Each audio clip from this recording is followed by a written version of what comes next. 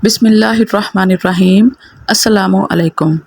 ہر وہ شخص جو میقات سے باہر رہتا ہے اور وہ مکہ المکرمہ میں جانے کا ارادہ رکھتا ہو، خواہ حج کے لیے یا عمرہ کے لیے یا دونوں کے لیے یا تجارت وغیرہ کے لیے، تو ایسے شخص کے لیے لازم ہے کہ وہ بغیر احرام باندھے میقات سے ہرگز نہ گزرے، بلکہ میقات سے احرام باندھ کر گزرے۔ احرام میقات پر پہنچ کر بھی باندھا جا سکتا ہے۔ اگر کوئی احرام کی پابندیاں برقرار رکھ سکتا ہو تو اس کے لیے جہاں سے سفر شروع کیا ہے وہاں سے احرام باندھنا افضل ہے۔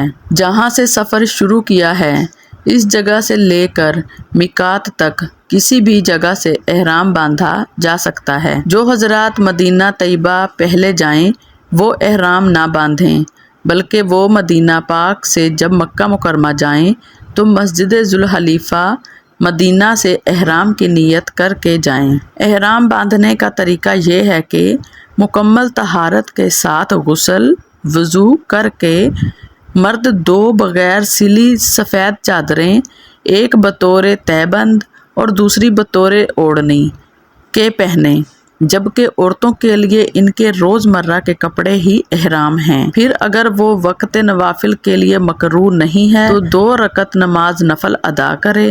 بہتر ہے کہ پہلی رکعت میں الحمدللہ کے بعد سورہ یا ایھا الکافرون اور دوسری رکعت میں الحمدللہ کے بعد قل ھو اللہ احد پڑھے، اور اگر وقت مکروہ ہو تو نفل ادا نہ کرے۔ مکروہ ٹائم یہ ہیں: فجر کی نماز کے بعد سورج طلوع ہونے تک، زوال کے وقت جب سورج بالکل سیدھا اوپر ہوتا ہے، دوپہر کے وقت جو زوال کا ٹائم ہوتا ہے، زوال کے وقت ہم نفل نہیں پڑھ سکتے، اور عصر کی نماز کے بعد مغرب ہونے تک ہم نفل ادا نہیں کر سکتے۔